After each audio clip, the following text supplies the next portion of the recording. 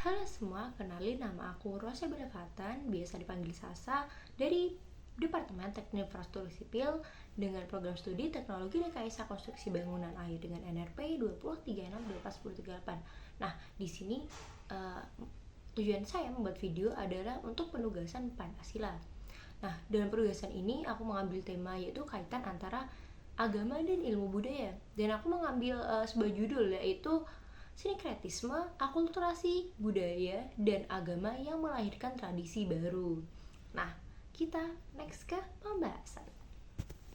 Nah, agama dan budaya sendiri merupakan hal yang tidak terpisahkan ketika kita tinggal di Indonesia.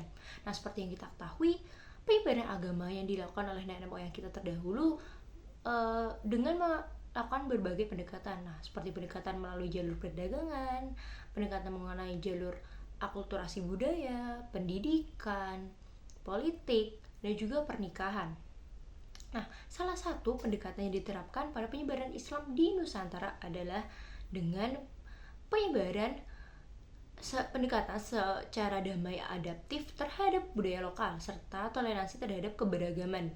Nah, hal ini bisa disebut juga dengan istilah yaitu sinkretisme. Sinkretisme sendiri adalah percampuran antara agama dan budaya yang melahirkan suatu tradisi baru. Nah, mengapa sih hal tersebut dilakukan oleh nenek moyang kita? Karena seperti yang kita ketahui, Nusantara dulunya adalah mayoritas beragama Buddha dan Hindu. Nah, apabila kita langsung memberikan dakwah secara tiba-tiba, hal itu memiliki kemungkinan yang kecil dapat diterima oleh masyarakat Indonesia pada masa itu. Nah, jadinya nenek moyang kita terdahulu membuat pendekatan yaitu antara akulturasi budaya dan agama. Nah, sinkretisme sendiri ini cara etimologi berasal dari bahasa Yunani yaitu sinkretismos yang merujuk pada persatuan atau persekutuan antara dua atau lebih kelompok yang berbeda, terutama kota-kota di Kreta yang bersatu menghadapi musuh bersama. Namun dalam konteks modern, sinkretisme lebih sering digunakan untuk menggambarkan proses penggabungan berbagai sistem kepercayaan atau budaya. Nah, ini bukan sekedar percampuran acak ya, melainkan proses selektif di mana unsur-unsur dari berbagai tradisi dipilih, diinterpretasi ulang, dan diintegrasikan ke dalam kerangka yang baru secara baru. Nah, secara sederhana, sinkretisme sendiri dapat diartikan sebagai akulturasi antara agama dan budaya untuk menciptakan suatu tradisi baru. Nah, Indonesia juga memiliki status sebagai negara dengan penduduk muslim terbesar di dunia dengan persentase 87% di tahun 2020. Mengacu pada jumlah penduduk muslim yang besar dan dinamika penyebarannya, Islam sebagai agama mayoritas di Indonesia selalu mengalami akulturasi dalam perkembangannya. Nah, demikian pula ketika bersentuhan dan berpadu dengan budaya lokal setempat agar nilai-nilai ajaran Islam dapat diterima oleh masyarakat sekitar. Nah, perpaduan budaya dan agama lokal inilah yang disebut dengan sinkretisme, yang dimana nantinya akan melahirkan tradisi-tradisi baru yang sering kita jumpai di lingkungan kita. Indonesia dipandang sebagai negara yang memiliki keunikan dan keberagaman, salah satunya adalah tradisi. Nah, sinkretisme bukan merupakan hal yang dipandang negatif karena penggabungan antara agama dan budaya, namun hal yang inilah yang melahirkan tradisi-tradisi dan keunikan dari Indonesia itu sendiri. Nah, sinkretisme memiliki tujuan yang positif di mana menghapus hal negatif dari adat istiadat yang telah ada dan menggantikan dengan hal positif yang dikombinasikan dengan nilai-nilai keagamaan. Nah, menurut WJS Purwadamito, tradisi merupakan suatu hal yang bersangkutan dengan kehidupan pada masyarakat. Nah, secara berkesinambungan, contohnya budaya, kebiasaan, adat, bahkan kepercayaan. Ya, kita akan bahas mengenai tradisi. Nah, tradisi itu apa sih? Tradisi adalah segala tindakan yang ajak dilakukan di suatu daerah secara turun-temurun. Nah, tradisi merupakan kesamaan benda material dan gagasan yang berasal dari masa lalu, namun masih diterapkan hingga saat ini. Nah, tradisi dapat didefinisikan sebagai warisan yang telah diberikan kepada kita sebagai generasi muda. Nah, dari pengertian tersebut dapat disimpulkan bahwa tradisi adalah apapun yang dilakukan oleh manusia secara turun-temurun dari setiap aspek, kehidupannya. Nah, tradisi merupakan bagian dari kebudayaan yang merupakan warisan dari para leluhur yang diwariskan dan diteruskan oleh para generasi dengan memegang teguh pada norma-norma dan adat istiadat, kaidah-kaidah, harta-harta. Nah, pastinya di daerah kalian juga masih banyak tradisi yang tetap dilaksanakan hingga saat ini. Seperti di daerah saya itu ada upacara bernama Brokohan. Itu adalah upacara yang dilakukan apabila ada ibu, ada perempuan yang melahirkan, lalu setelah melahirkan itu akan diadakan suatu syukuran. Nah, syukuran itu bertujuan untuk berterima kasih kepada Tuhan karena sudah memberikan keselamatan kepada anak dan ibu dari yang mengadakan acara itu sendiri. Nah, lunturnya tradisi terkadang disebabkan oleh penolakan dari manusia itu sendiri yang enggan untuk mempertahankan dan menggantikan dengan budaya baru. Nah, secara tidak langsung hal inilah yang mendasari sinkretisme masih dilakukan hingga sekarang. Nah, apabila hal-hal sinkretisme atau tradisi yang merupakan bagian dari pemikiran para leluhur kita ditinggalkan begitu saja, hal itu sangat tidak etis karena seperti yang kita tahu sendiri, Indonesia ini memiliki keunikan sendiri, yaitu dengan tradisi-tradisinya dan juga adat istiadat yang masih dilaksanakan hingga saat ini. Seperti yang kita tahu, mengapa Bali dijadikan para foreigner atau para wisatawan luar dengan destinasi, karena Bali sendiri adalah suatu pulau dan di Bali sendiri masih melaksanakan upacara-upacara adat dan juga seperti yang kita ketahui di Bali itu ada upacara yang bernama Ogoh-ogoh. Nah, upacara Ogoh-ogoh sendiri itu dilakukan apabila dilakukan sebelum hari raya Nyepi. Nah, itulah yang menjadi daya tarik dari Bali itu sendiri karena masih memegang teguh tradisi-tradisi dari para leluhur kita. Nah, selanjutnya kita akan membahas mengenai bentuk-bentuk sinkretisme atau tradisi yang ada di Indonesia ini. Saya memilih 3 tradisi yang ada di sekitar saya, yaitu yang pertama ada tradisi Brokohan atau pasaran di daerah Jawa, yang kedua ada tradisi Midodareni, yang ketiga ada tradisi sedekah laut di Cilacap. Nah, berikut adalah penjelasan mengenai beberapa tradisi-tradisi tersebut. Nah, yang pertama ada upacara Midodareni. Nah, pastinya kita sudah tidak asing lagi dengan upacara Midodareni ini. Nah, upacara Midodareni ini sering dilakukan oleh para artis kita yang biasa kita sering lihat di Instagram atau lihat di TV. Nah, apa sih upacara Midodareni ini? Upacara Midodareni ini misalnya adalah suatu ritual yang dilakukan pada malam hari menjelang hari perkawinan. Nah, ritual ini dimaksudkan sebagai usaha keluarga pengantin untuk mendekati para bidadari dan roh halus supaya melindungi kedua calon pengantin dari mara bahaya yang mengganggu jalannya perkawinan dan hari-hari sesudahnya di kalangan muslim yang taat dalam beragama.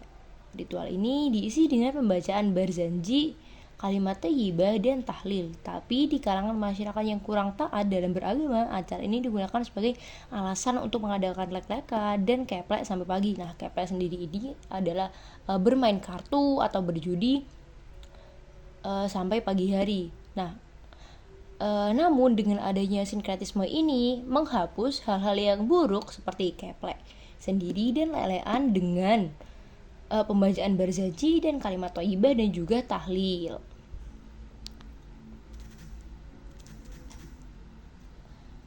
Nah, selanjutnya ada upacara Brokohan.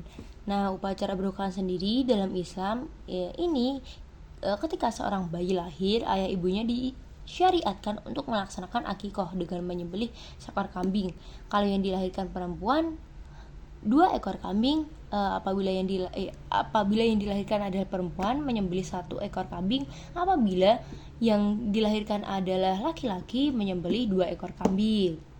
Nah, namun kenyataannya menunjukkan masyarakat Muslim Jawa tidak melaksanakan perintah ini. Sebagai gantinya, mereka mengadakan upacara berokohan, diadakan setelah bayi lahir ke dunia dengan selamat dan sepasaran ketika bayi berusia 5 hari, dengan harapan dan doa agar anak yang dilahirkan tersebut akan menjadi orang lidwi di kemudian hari.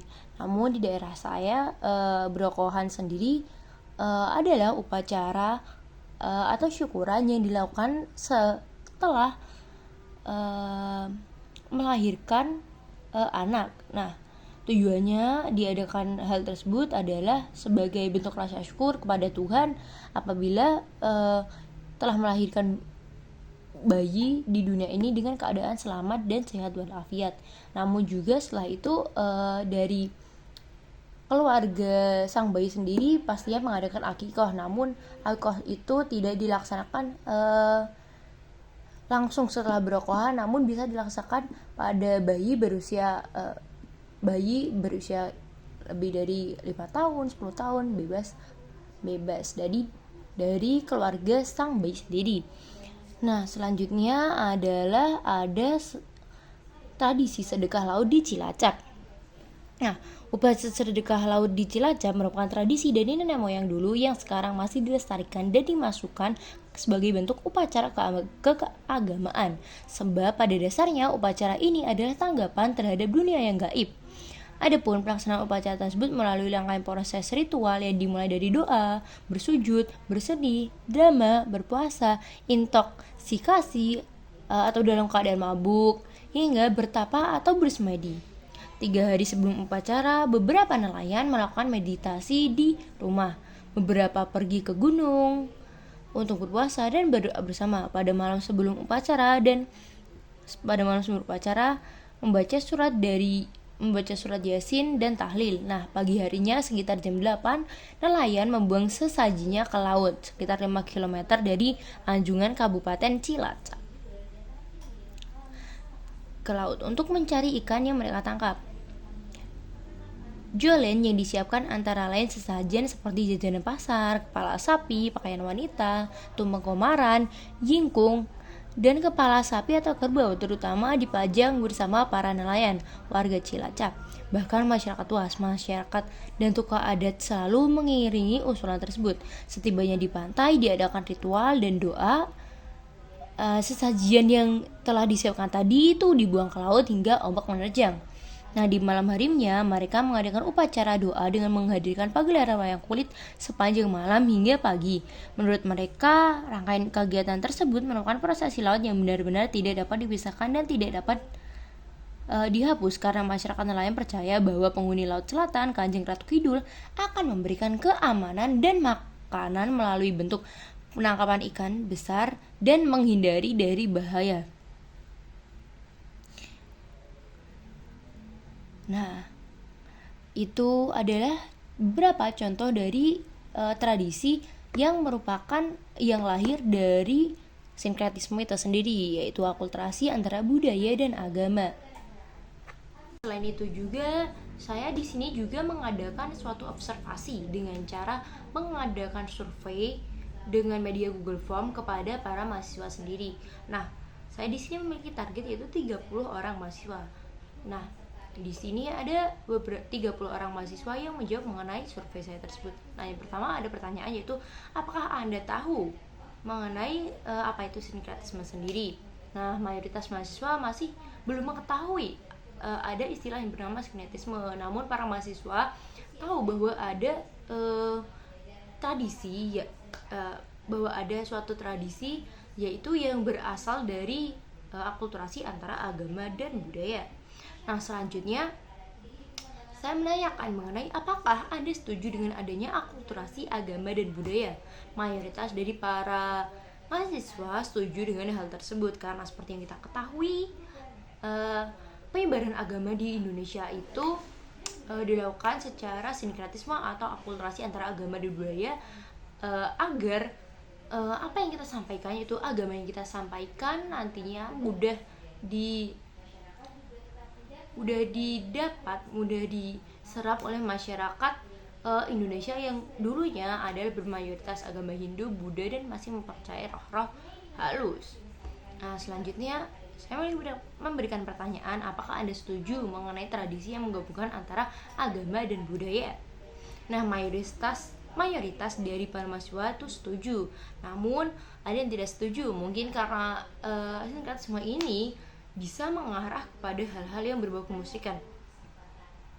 Namun hal tersebut dapat kita cegah apabila kita dapat membatasi antara hal-hal yang berbau musik dan juga hal-hal yang positif. Seperti itu. Karena apabila kita tidak setuju dengan hal-hal sinkretisme ini, nantinya Indonesia sendiri tidak memiliki keunikan dan juga kehilangan dari tradisi-tradisi yang telah dilahirkan oleh nenek moyang kita. Selanjutnya, saya memberikan pertanyaan, bagaimana sikap masyarakat terhadap tradisi yang mengandung unsur sinkretisme sendiri?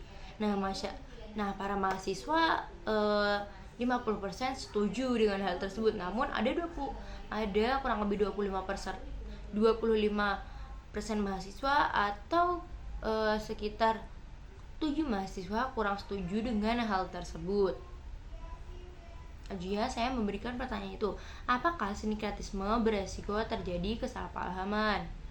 Nah, beberapa mahasiswa setuju dengan hal tersebut karena menurut mahasiswa kan sinkretisme ini merupakan akulturasi antara agama dan budaya yang dapat mengarah ke hal-hal yang kemusikan. Seperti yang saya jelaskan tadi, apabila kita dapat mencegah dan membatasi diri untuk tidak terjerumus ke hal-hal yang seperti itu, maka tradisi-tradisi yang telah dilahirkan nenek moyang ini bakal tetap ada sampai sekarang. Nah, selanjutnya yang terakhir itu saya memberikan pertanyaan, apakah Anda setuju mengenai penyebaran agama dengan menggabungkan dengan budaya masyarakat sekitar? Nah, 75% dari para mahasiswa setuju dengan hal tersebut karena penggabungan dari agama dan budaya ini melahirkan suatu tradisi yang melahirkan keunikan dari Indonesia itu sendiri yang dapat menarik para wisatawan untuk datang ke Indonesia dan menambah devisa dari negara kita. Nah, yang terakhir saya menanyakan apa sih bentuk tradisi yang mencerminkan sinkretisme di lingkungan sekitar Anda? Nah, ada yang menjawab yaitu sedekah bumi, ada yang menjawab sholawatan, ada malam selawe. Nah, seperti yang kita tahu, kayak sholawatan itu berasal dari Wali Songo yang menyebarkan agama, yaitu Wali Songo kita itu Sunan Kalijaga, yang dimana beliau membuat suatu tembang atau lagu yang berjudul Lir Ilir. Nah, mengapa Sunan Kalijaga membuat lagu tersebut dan menjadikan itu sebagai media beliau untuk menyebarkan agama? Nah, karena seperti yang kita ketahui, masyarakat di Jawa sendiri tersebut dulunya tuh sangat suka dengan hal-hal yang berbau dengan tembang atau lagu-lagu. Nah, jadinya Sunan Kalijaga tuh itu berpikir, apa sih yang cocok untuk masyarakat Indonesia pada masa itu. Nah, jadi Sunan Kalijaga itu membuat suatu tembang yang bernama itu Lir Ilir, yang berisi suatu lagu yang mengingatkan kita kepada Tuhan. Seperti itu. Nah, sekian penjelasan dari saya mengenai sinkretisme merupakan akulturasi antara agama dan budaya melahirkan tradisi baru. Nah, saya berharap sebagai generasi muda kita tetap melangsungkan tradisi-tradisi yang telah dilahirkan oleh nenek moyang kita, karena tradisi-tradisi yang dilahirkan oleh nenek moyang kita itu bukan semata-mata hanya untuk lucu-lucuan belaka, namun hal tersebut merupakan pemikiran dari para nenek moyang kita terdahulu. Nah, yang harus kita hargai dan kita laksanakan sampai sekarang. Nah, jadinya kita sebagai generasi muda jangan lupa untuk melakukan tradisi-tradisi yang telah dilahirkan oleh nenek moyang kita, seperti tradisi midodareni, berokohan tadi, dan juga sedekah laut di Cilacap, dan masih Apabila kalian ingin mengetahui masih banyak sekali tradisi yang merupakan bentuk dari sinkretisme sendiri. Pastinya kita sebagai generasi muda juga harus bangga ya, karena Indonesia memiliki banyak tradisi dan juga memiliki banyak komunikasi yang berbeda dengan negara lain. Sekian dari saya, terima kasih. Wassalamualaikum warahmatullahi wabarakatuh. Bye, see you.